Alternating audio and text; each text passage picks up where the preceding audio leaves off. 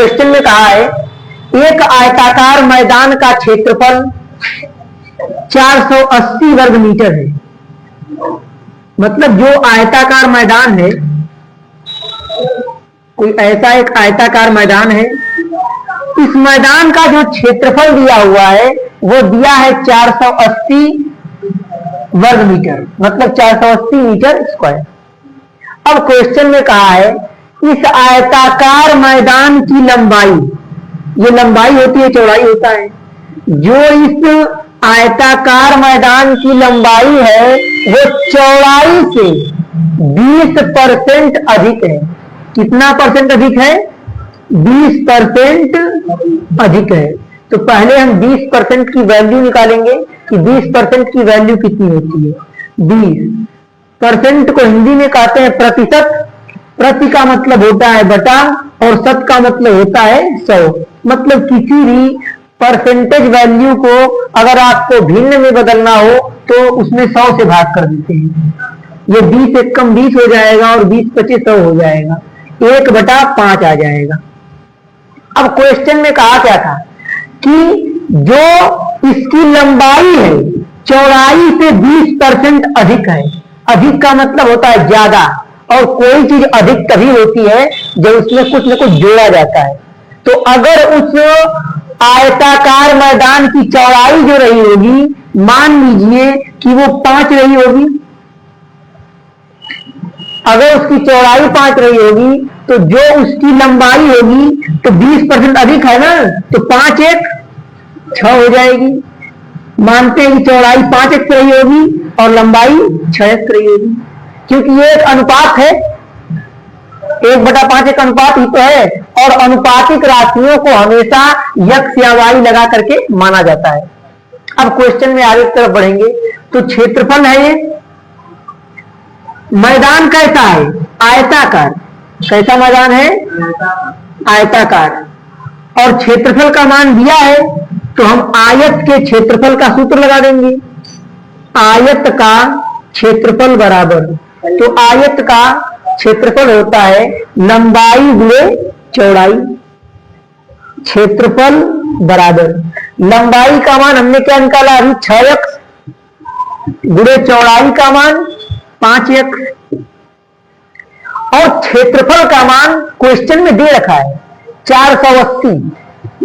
तो जहां क्षेत्रफल लिखा है वहां पर हम 480 लिख सकते हैं, बराबर 6×5 30 x इंटू x स्क्वायर हो जाएगा।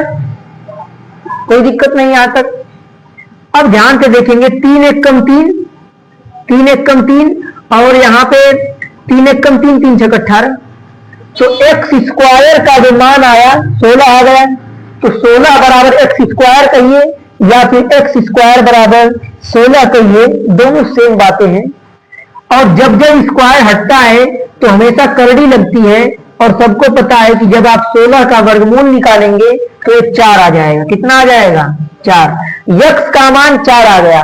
अब मेरे भाई लंबाई पूछा हुआ है, तो लंबाई का मान निकालने के लिए आपने लंबाई को जो माना है उसी वैल्यू को आप पुट कर दीजिए। x का मान कितना आया है? 4, तो लंबाई क्या है? 6x।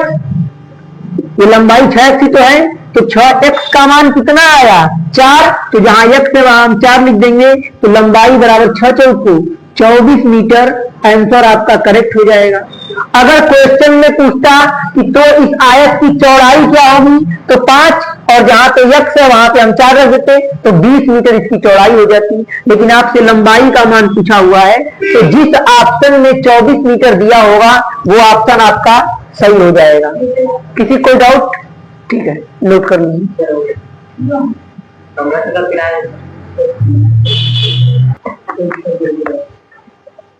एक वर्गाकार मैदान के चारों ओर रास्ते की चौड़ाई 4.5 मीटर है और इसका क्षेत्रफल 105.75 मीटर है। 100 रुपए प्रति मीटर की दर से रास्ते पर बाड़ लगाने का व्यय ज्ञात कीजिए। पहला ऑप्शन 550 रुपए, दूसरा ऑप्शन 600 रुपए, तीसरा ऑप्शन 275 रुपए और चौथा ऑप्शन 400 रुपए। क्वेश्चन में कहा है एक वर्गाकार मैदान की चौड़ाई 4.5 मीटर है और इसका क्षेत्रफल 105.75 मीटर स्क्वायर है, तो 100 रुपया प्रति वर्ग मीटर की दर से इसके चारों ओर बाड़ लगाने का व्यय ज्ञात कीजिए। सबसे पहले क्वेश्चन में हमें क्या दिया हुआ है,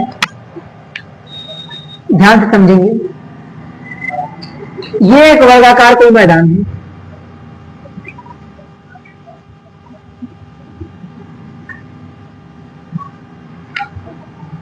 इसका क्षेत्रफल दिया हुआ है, क्षेत्रफल 105.75 मीटर, ये इसका एरिया है और इसके चारों ओर क्षेत्रफल 105.75 दिया है और इसके चारों तरफ एक रास्ता बना हुआ है। कह रहा है क्वेश्चन में, और इसके चारों ओर रास्ते की चौड़ाई, ये किसकी चौड़ाई है, ये रास्ते की चौड़ाई है, रास्ते की चौड़ाई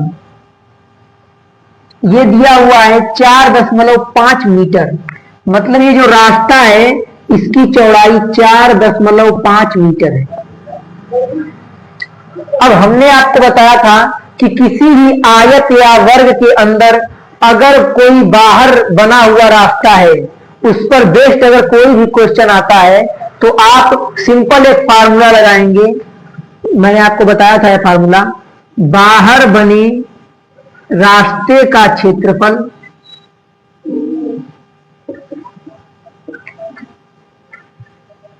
टू एक्स कोष्टक में l plus B plus 2x। जैसे ही आप इस क्वेश्चन पे अप्लाई करेंगे तुरंत आपका एरिया निकल के आ जाएगा या फिर आपकी भुजा निकल के आ जाएगी।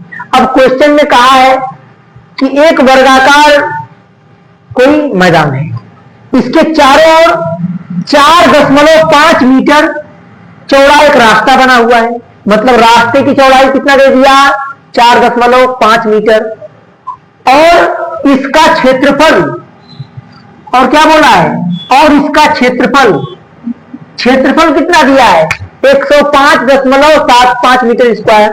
तो रास्ते का क्षेत्रफल कितना है, 105.75, ये रास्ते का क्षेत्रफल है।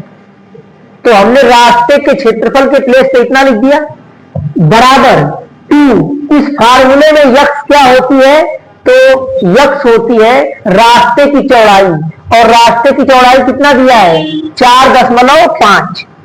तो इन दोनों के बीच कोई चिन्ह नहीं दिया है, मतलब गुणा का चिन्ह होगा 4.5। कोई समस्या, कोष्टक में ये L और B, आपको पता है कि जो मैदान है वो कैसा मैदान है, वर्गाकार मैदान है, और अगर कोई भी वर्गाकार आकृति है तो जो उसकी लंबाई होती है वही उसकी चौड़ाई होती है।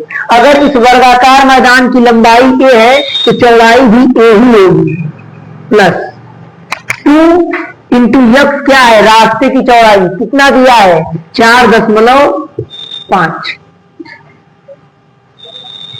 कोष्टक बंद कर देंगे, 105.75 बराबर ये 4.5 का 2 में गुणा करेंगे तो 9 हो जाएगा। कोष्टक में a प्लस a का मान 2a हो जाएगा, प्लस 4.5 का 2 में गुणा करेंगे तो ये फिर से 9 हो जाएगा। ध्यान से समझेंगे,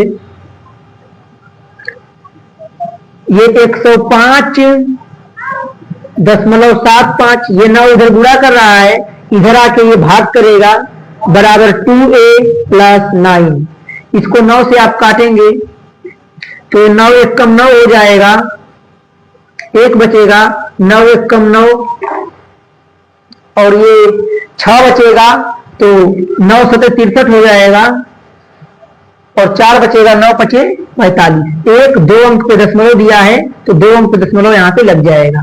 तो जब 9 से 105.75 में भाग करेंगे तो ये आएगा 11.75 बराबर 2a प्लस 9। 2a प्लस 9 बराबर 11.75 कहें या 11.75 बराबर 2a प्लस 9 कहें, दोनों बातें सेम है। इसको हम लिख सकते हैं 11.75, ये इधर प्लस 9 है, इधर आके माइनस 9 हो जाएगा, बराबर यहाँ 2a बचेगा। उसके बाद 11 में से 9 जाएगा, 2 बचेगा, 2.75 ऐसे एडिटी नोट हो जाएगा, बराबर 2a। ये 2a बराबर 2.75 आ चुका है, तो a बराबर 2.75 में ये 2 से जब आप भाग करेंगे तो a बराबर, इसको आप भाग जैसे ही करेंगे तो देखिए क्या आने वाला है। ये 2.75 में हमें 2 से भाग करना है, भाग करके चेक कर लीजिए आप,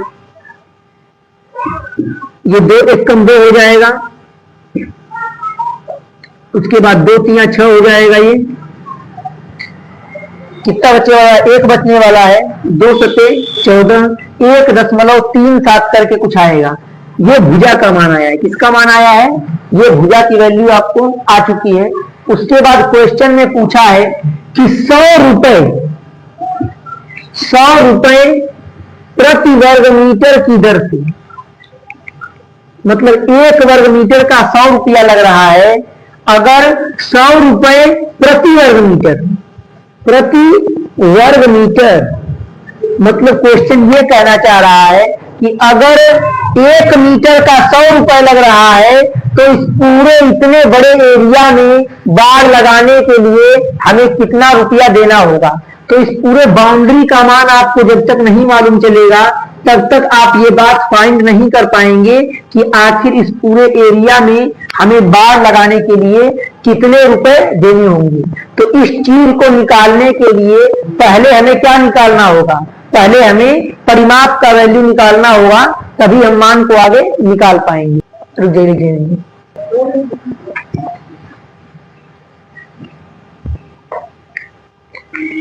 तो हम लोगों ने यहां तक कर लिया। ए का मान जब निकाल रहे होंगे तो आप इसमें जैसे ही भाग करेंगे तो 2 1 कम 2 हो जाएगा। ये 2 1 कम 2 दशमलव, 2 3 6, 1 बचा 5, 2 सते 14, 1 बचा 2 25 10, तो ये 1.375 मीटर आ जाएगा। अब हमें पता है कि हमें व्यय ज्ञात करना है। कैसा व्यय? इसके चारों तरफ बाड़ लगाने का व्यय। तो जब तक हमें बाउंड्रीज की वैल्यू नहीं पता होगी तब तक हम इसका व्यय कैसे ज्ञात करेंगे कि ये एरिया कितना है या फिर ये पूरी दूरी कितना है।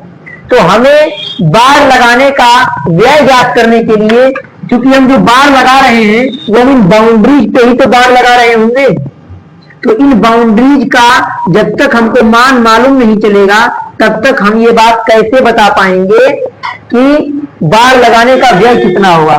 तो पहले हमें ये बाउंड्रीज का मान मालूम होना चाहिए, और ये बाउंड्रीज ही तो क्या होती है? परिमाप होती है। और चूंकि ये वर्गाकार आकृति है इसलिए हम वर्ग के परिमाप का फार्मूला लगा रहे होंगे। तो परिमाप बराबर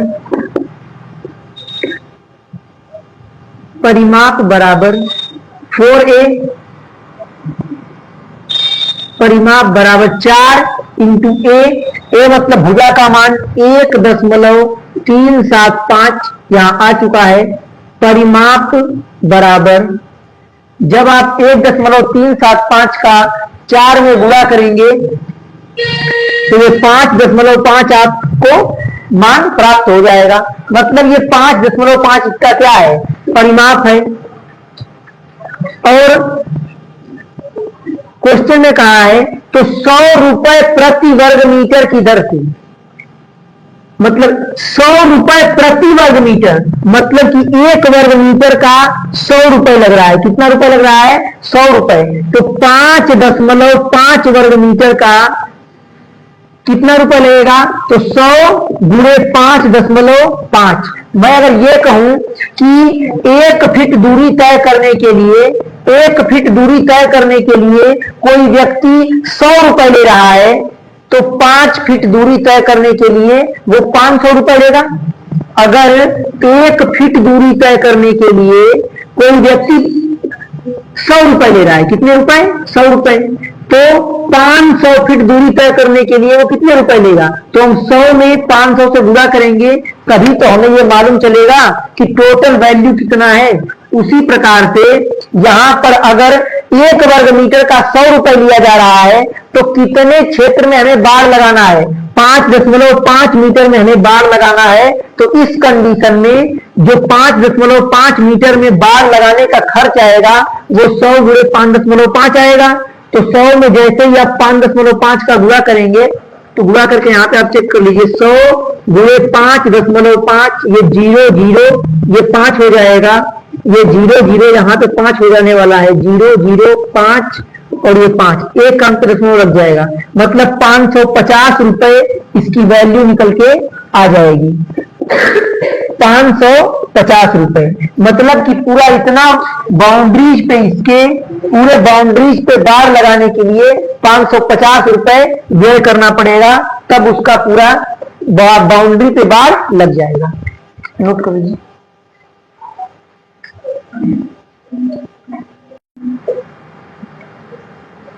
जैसे आपने आयत के बारे में पढ़ा, वर्ग के बारे में पढ़ लिया, अब आपको हम पढ़ाएंगे समांतर चतुर्भुज के बारे में। किसके बारे में? समांतर चतुर्भुज के बारे में। फिर उसके बाद हम आपको पढ़ाएंगे समचतुर्भुज के बारे में।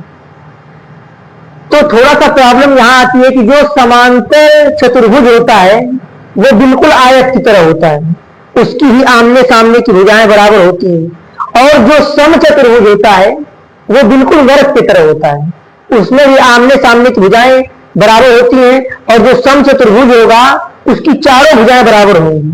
तो बच्चों के लिए ये डिफरेंस पैदा करना, अगर आप बेसिकली थोड़ा डीप में पढ़े, उस चीज को थोड़ा डेप्थ में समझना चाहें, तो ये डिफरेंस पैदा करना है आपके लिए कि आयत और समांतर चतुर्भुज में क्या अंतर है, वर्ग और समचतुर्भुज में क्या अंतर है। थोड़ा मुश्किल होता है, इसलिए हम लोग एक एक करके पहले आयत की पूरी प्रॉपर्टी जानेंगे, आयत के बारे में जो कुछ भी है, जितना आपके सिलेबस में है आयत के बारे में, जितनी भी आयत की प्रॉपर्टीज हैं उनको हम जानेंगे, फिर वर्ग की सारी प्रॉपर्टीज जानेंगे, तब समांतर चतुर्भुज को जानेंगे और सम चतुर्भुज को। फिर हम आपको बताएंगे कि आखिर क्या डिफरेंस है आयत में और समांतर चतुर्भुज में, क्या डिफरेंस है वर्ग में और सम चतुर्भुज में। सबसे पहले मैं आपको आयत के बारे में जितनी भी प्रॉपर्टीज हैं बता रहा हूं एक एक करके।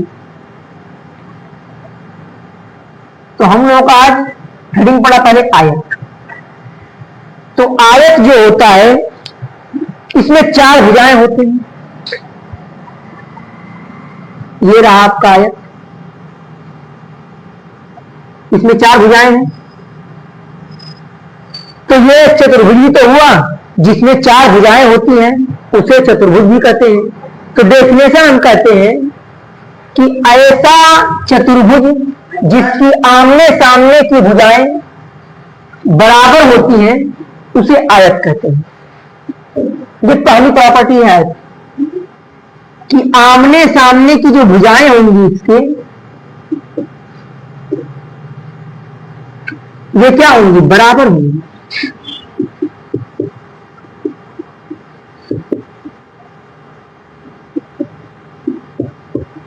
ये इसका पहला प्रॉपर्टी। दूसरा प्रॉपर्टी, जो आयत होता है इसके प्रत्येक कोण, इस कोने पे जो कोण बनेगा ये भी 90 डिग्री का होगा, एकदम स्ट्रेट, ये भी 90 डिग्री का होगा और ये भी 90 डिग्री का होगा और साथ में ये भी 90 डिग्री का होगा। तो आयत के बारे में हम दूसरी प्रॉपर्टी लिख सकते हैं कि इसका प्रत्येक कोण जो होता है, इसका प्रत्येक कोण 90 डिग्री का होता है। तीसरी प्रॉपर्टी, मैंने आपको पहले ही बताया कि हम आयत के बारे में डेप्थ स्टडी कर रहे हैं, विस्तृत अध्ययन, कि आयत की कोई भी प्रॉपर्टी छूटे नहीं, आयत के विकर्ण कैसे होते हैं, वो किस जगह पे संग्रहित करेंगे, हर एक रूल को हम पढ़ लेंगे ताकि हमें ये डिफरेंस मालूम करने में थोड़ी सी भी प्रॉब्लम ना आए कि आयत और समांतर चतुर्भुज में अंतर क्या है। बड़े कंफ्यूज होते हैं बच्चे। आज के बाद आपका कंफ्यूजन क्या हो जाएगा? खत्म हो जाएगा। आयत के बारे में हमने जाना, आयत की आमने सामने की भुजाएं बराबर होंगी, फिर आयत का प्रत्येक कोण 90 अंश का होगा। उसके बाद तीसरी प्रॉपर्टी है कि ये आयत के जो विकर्ण होंगे, ये रहा इसका पहला विकर्ण और ये रहा इसका दूसरा विकर्ण। आयत के जो विकर्ण होंगे, इन विकर्णों की लंबाइयां जो होंगी, विकर्णों की लंबाई ये बराबर होती है।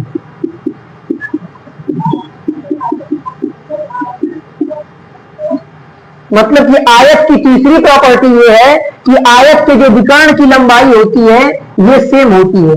अगर आयत के ये पहले विकर्ण की लंबाई 5 मीटर है तो आयत के दूसरे विकर्ण की भी लंबाई 5 मीटर ही होगी। ये इसकी तीसरी प्रॉपर्टी है। चौथी प्रॉपर्टी, जैसे ये कोई आयत है, अब इस आयत का ये पहला विकर्ण है और जब इस आयत का हम दूसरा विकर्ण खींचेंगे तो दूसरा विकर्ण इस पहले विकर्ण को किसी न किसी बिंदु पर क्या करेगा, समद्विभाजित करेगा। क्या करेगा, समद्विभाजित करेगा।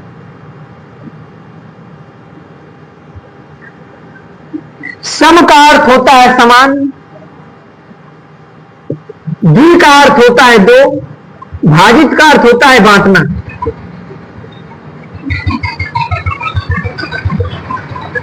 मतलब समान दो हिस्सों में बांटना, दो हिस्सों में बांटना।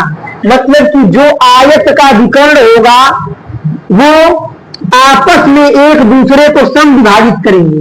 ये एक आयत मान लीजिए है अगर आपका, और ये विकर्ण आपस में एक दूसरे को समविभाजित कर रहे हैं, तो इस बिंदु से जितना लंबाई इसकी होगी उतना ही लंबाई इसकी होगी, जितनी लंबाई इसकी होगी उतनी ही लंबाई इसकी होगी। क्योंकि जब ये एक दूसरे को काटते हैं तो ये दो बराबर भागों में बांटते हैं। ऐसा नहीं होगा कि यहां की लंबाई 6 मीटर है इतने की और इतने की लंबाई 8 मीटर है, ये नहीं हो सकता। अगर आयत के दो विकर्ण एक दूसरे को समविभाजित कर रहे हैं तो ये कन्फर्म है कि इस बिंदु पे जहां पर ये दोनों एक दूसरे को प्रतिच्छेदित किए हैं, इस बिंदु से यहां की दूरी और यहां की दूरी बराबर रहेगी। क्योंकि जो आयत के विकर्ण होते हैं, जो आयत के विकर्ण होते हैं, ये एक दूसरे को समविभाजित करते हैं।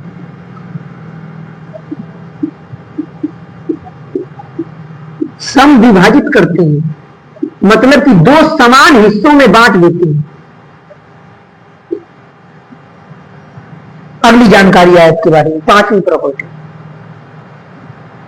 ये आपका आयत है, ये रहा आपका एक आयत, ये इसका पहला विकर्ण है और ये इसका दूसरा विकर्ण है। अब कुछ बच्चे कंफ्यूज ये होते हैं, जैसे जो वर्ग होता है, जब वर्ग के विकर्ण एक दूसरे को काटते हैं तो जहां वो एक दूसरे को प्रतिच्छेदित करते हैं उस स्थान पे जो ये एंगल बनता है ये 90 डिग्री का बनता है। किसमें, वर्ग में। तो बच्चे कंफ्यूज होते हैं कि सर आयत में ऐसा होता है कि नहीं। क्या ऐसा होता है कि जो आयत के विकर्ण एक दूसरे को जहां प्रतिच्छेदित कर रहे होते हैं क्या वहां 90 अंश का कोण बनता है? तो नहीं, ऐसा नहीं होता है। आयत के विकर्ण जहां एक दूसरे को प्रतिच्छेदित करते हैं वहां 90 अंश का कोण नहीं बनता है। तो 5वीं प्रॉपर्टी में हम लिख सकते हैं कि जो आयत के विकर्ण है, जो आयत के विकर्ण है ये एक दूसरे को समकोण पर समद्विभाजित, या आयत के विकर्ण जो है एक दूसरे को समकोण पर नहीं काटते हैं। मतलब कि जब ये दोनों विकर्ण एक दूसरे को प्रतिच्छेदित करेंगे तो यहां 90 अंश का कोण नहीं बनेगा। होते हैं ये एक दूसरे को कभी समकोण पर नहीं काटते हैं, ये समकोण पर काटेंगे। तो हम लिख सकते हैं कि आयत के विकर्ण एक दूसरे को समकोण पर नहीं काटते हैं। ये आयत की प्रॉपर्टीज हैं। अगर आपको आयत के बारे में इतनी जानकारियां हैं तभी आप डिफरेंस कर पाएंगे कि वास्तव में आयत में और समांतर चतुर्भुज में अंतर क्या है। आयत में और वर्ग में गहराई से आप अंतर को समझ पाएंगे। तो पहली प्रॉपर्टी आयत के बारे में कि आयत की आमने सामने की भुजाएं बराबर होंगी तथा आयत का प्रत्येक कोण 90 अंश का हो और आयत के जो विकर्णों की लंबाई होती है, अगर इस विकर्ण की लंबाई 5 मीटर है तो इस विकर्ण की लंबाई भी 5 मीटर ही होगी। मतलब आयत के विकर्णों की लंबाई बराबर होती है और आयत के जो विकर्ण होते हैं ये एक दूसरे को समद्विभाजित करते हैं, मतलब दो समान भागों में बांटते हैं। ये और ये आपस में बराबर होंगे, इनकी और उनकी दूरी आपस में बराबर होगी और आयत के विकर्ण एक दूसरे को 90 अंश के कोण पर यानी समकोण पर नहीं काटते हैं। इस बात का आपको विशेष ध्यान रखना है। ये आयत की प्रॉपर्टीज हैं जो हमें ये डिफरेंस पैदा करने में आसानी करेंगी कि आयत के विकर्ण एक दूसरे को समकोण पर नहीं काटते हैं। तो आयत के जो विकर्ण होते हैं जो एक दूसरे को समकोण पर नहीं काटते हैं, इस बात का ध्यान रखना है। अब हम लोग आते हैं फार्मूले पे इसके। तो फार्मूला मैं आप लोगों को बता ही चुका हूं, एक बार फिर से मैं फार्मूला बता देता हूं। जो आयत का क्षेत्रफल होता है ये होता है लंबाई गुणे चौड़ाई। जो आयत का परिमाप होता है ये होता है 2 ब्रैकेट में L प्लस B। अगर वहीं हम बात करें आयत के विकर्ण की, अगर हम बात करें आयत के विकर्ण की तो जो आयत का विकर्ण होता है ये होता है अंडर रूट में L square plus B square. ये है इनके फार्मूले, आप इसे नोट करेंगे।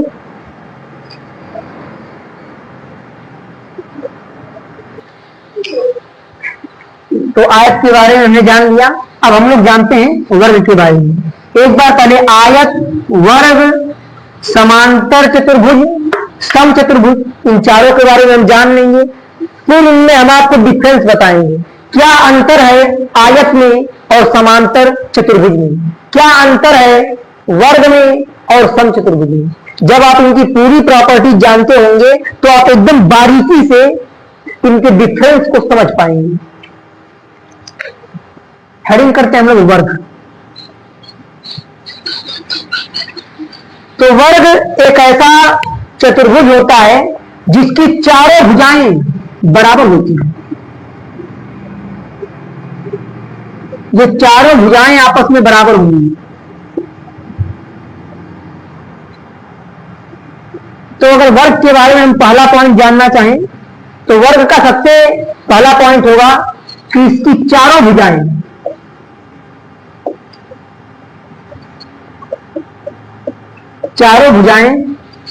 बराबर होती हैं। और नहीं सिर्फ समस्या, जो वर्ग होता है इसकी चारों भुजाएं बराबर होती हैं। वर्ग के बारे में हम दूसरा पॉइंट जानेंगे कि अगर कोई भी वर्ग जो है, ये एक वर्गाकार आकृति अगर है, इस वर्ग में अगर आप विकर्ण खींचते हैं तो ये विकर्ण जो होंगे ये आपस में बराबर होते हैं। अगर इस विकर्ण की लंबाई 5 मीटर है तो इस विकर्ण की लंबाई भी 5 मीटर ही होगी। मतलब कि वर्ग के विकर्ण बराबर होते हैं। जो वर्ग के विकर्ण होते हैं ये आपस में बराबर होते हैं। तीसरा पॉइंट वर्ग के बारे में, जो वर्ग के विकर्ण होते हैं, जो वर्ग के विकर्ण होते हैं ये एक दूसरे को समद्विभाजित करते हैं।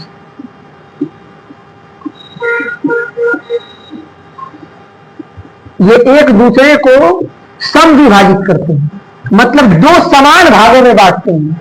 यहां से यहां तक की जो लंबाई होगी वही सेम लंबाई यहां से यहां तक की होनी चाहिए। चौथा पॉइंट, जो वर्ग के विकर्ण होते हैं ये एक दूसरे को 90 अंश के कोण पर काटते हैं।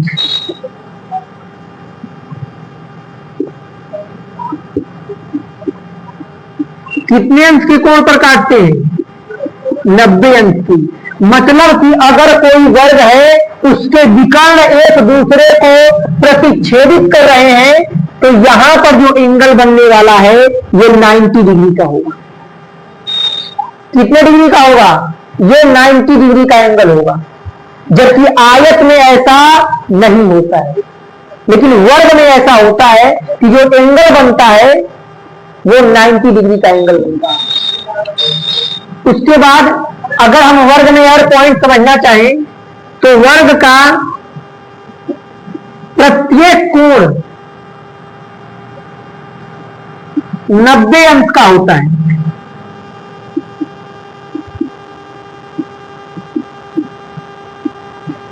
जो ये वर्ग होता है इसका प्रत्येक कोण 90 अंश का होता है। यहां पर जो एंगल बनेगा ये भी 90 डिग्री, ये भी एंगल एकदम एग्जैक्टली 90 डिग्री का होगा, उसमें थोड़ा भी फर्क नहीं होता है। तो वर्ग का प्रत्येक कोण जो होता है वो 90 अंश का होता है। इतनी सारी प्रॉपर्टीज हैं वर्ग के बारे में कि वर्ग के जो विकर्ण होंगे बराबर होंगे, वर्ग की चारों भुजाएं बराबर होंगी, वर्ग के विकर्ण बराबर होंगे, वर्ग के विकर्ण एक दूसरे को विभाजित करेंगे, मतलब कि दो समान भागों में बांट देंगे। उसके बाद वर्ग के जो विकर्ण होंगे वो एक दूसरे को 90 अंश के कोण पर यहां तक करेंगे।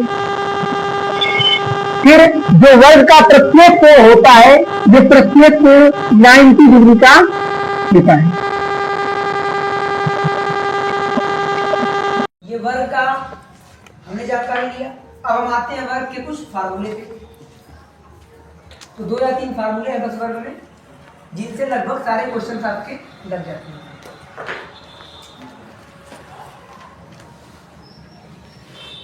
पहला फार्मूला है वर्ग का क्षेत्रफल, ये होता है ए स्क्वायर। जहां ए क्या है? जहां ए भुजा है। अगर आपसे बात की जाए वर्ग के क्षेत्रफल की बात की जाए तो ये होता है ए स्क्वायर, जहां ए क्या है? भुजा। उसके बाद अगर बात की जाए वर्ग के परिमाप की, परिमाप मतलब सभी भुजाओं का योग, a plus a plus a plus a आप करेंगे तो ये 4a हो जाएगा। तो वर्ग का परिमाप होता है 4a। अगर बात की जाए वर्ग के विकर्ण की तो ये होता है √2a,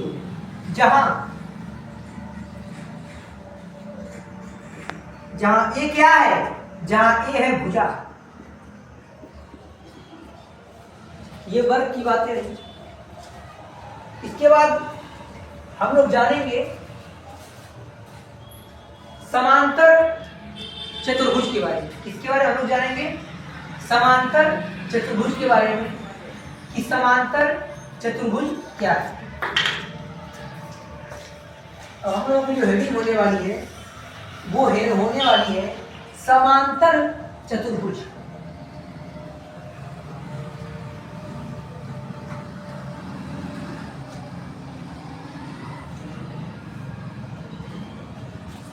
समांतर चतुर्भुज तो ऐसा चतुर्भुज जिसकी आमने सामने की भुजाएं,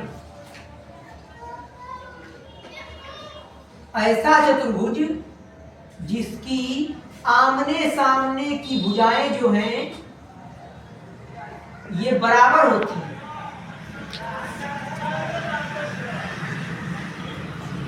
उसे समांतर चतुर्भुज कहते हैं।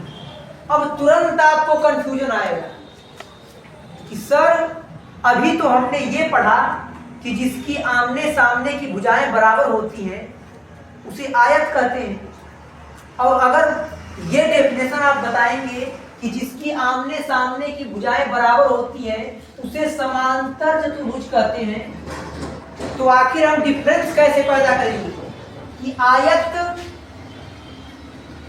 और समांतर चतुर्भुज इनमें अंतर क्या है, हम ये कैसे जानेंगे? तो आपने आयत में पढ़ा है कि आयत की आमने सामने की भुजाएं बराबर होती हैं तथा प्रत्येक कोण 90 अंश का होता है, लेकिन समांतर चतुर्भुज में ऐसा नहीं होता। तो समांतर चतुर्भुज में ऐसा नहीं होता। ये है आपका समांतर चतुर्भुज, ऐसे ये तिरछा टाइप का होता है। तो अगर ये ऐसे तिरछा बनेगा, अगर ये इस प्रकार से तिरछा बनने वाला है, तो क्या इसका प्रत्येक कोण 90 अंश का होगा? इसका प्रत्येक कोण तब 90 अंश का तो नहीं है। ये कुछ इस प्रकार की है।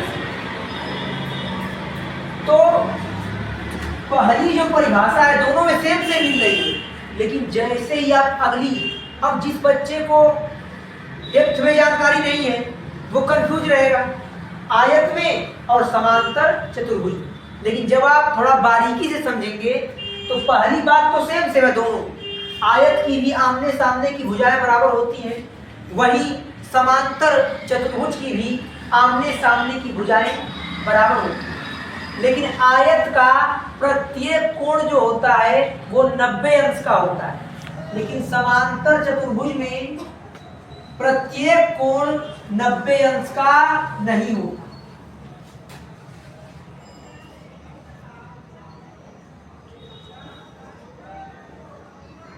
क्योंकि अगर समांतर चतुर्भुज का भी प्रत्येक कोण 90 अंश का हो जाएगा तो ये समांतर चतुर्भुज रहेगा ही नहीं, ये एक आयत बन जाएगा।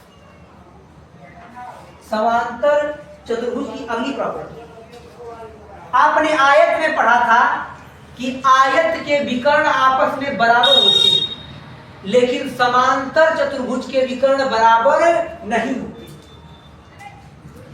जो समांतर चतुर्भुज के विकर्ण होते हैं ये बराबर नहीं होते। बहुत इंपॉर्टेंट जानकारी।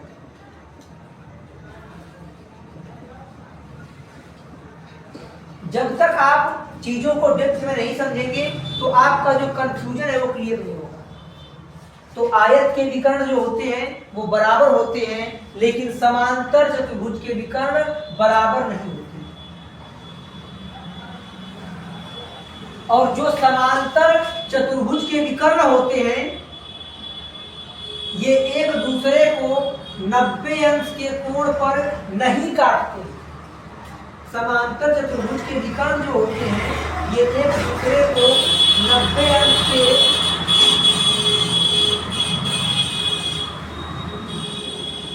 जो समांतर चतुर्भुज के विकर्ण होते हैं ये एक दूसरे को 90 अंश के कोण पर नहीं काटते।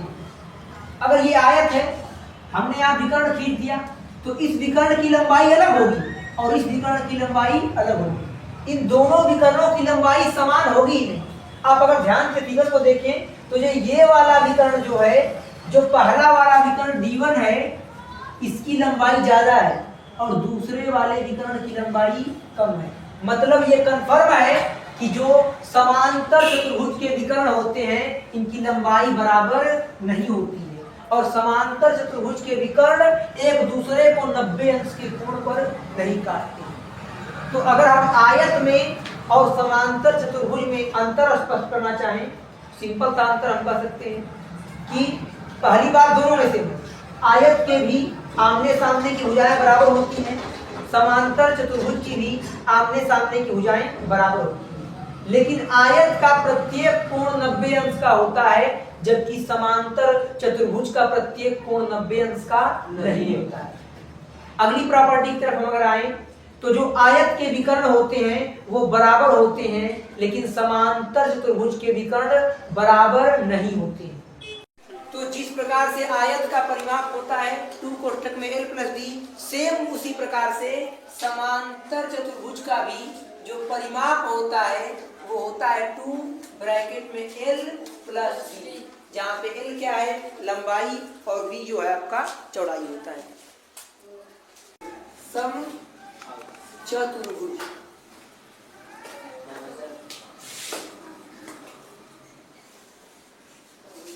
ये क्या होता है?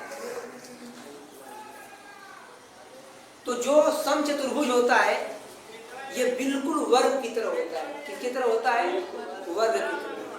मतलब इसमें भी 4 भुजाएं होंगी और साथ में चारों भुजाएं क्या होंगी? बराबर होंगी। लेकिन वर्ग का प्रत्येक कोण 90 अंश का होता है, लेकिन इसका प्रत्येक कोण 90 अंश का नहीं होता है। अब देखिएगा, ये रहा आपका एक समांतर त्रिभुज।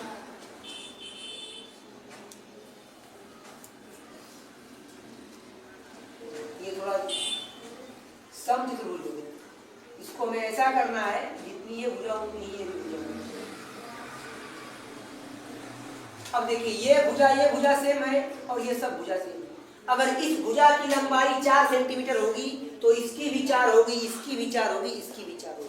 मतलब कि जो समचतुर्भुज होता है इसमें सभी भुजाओं की लंबाइयां जो होती हैं बराबर होती हैं। या लिख सकते हैं आप पहले पॉइंट में कि समचतुर्भुज की सभी भुजाएं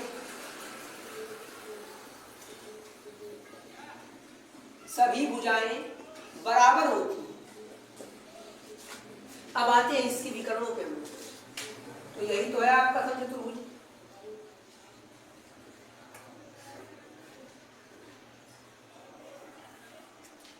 ये विकर्ण है और ये विकर्ण है। सबसे खास बात कि जो समचतुर्भुज के विकर्ण होते हैं, ये विकर्ण ये जहां एक दूसरे को प्रतिच्छेदित करते हैं, जहां एक दूसरे को कट करते हैं, वहां पर 90 अंश का कोण बनता है। बहुत इंपॉर्टेंट बात। वर्ग में आपने पढ़ा कि वर्ग की भी सभी भुजाएं बराबर होती हैं और समचतुर्भुज की भी सभी भुजाएं क्या होती हैं? बराबर होती हैं। लेकिन वर्ग का प्रत्येक कोण 90 अंश का होता है, जबकि समचतुर्भुज का प्रत्येक कोण 90 अंश का नहीं होता है।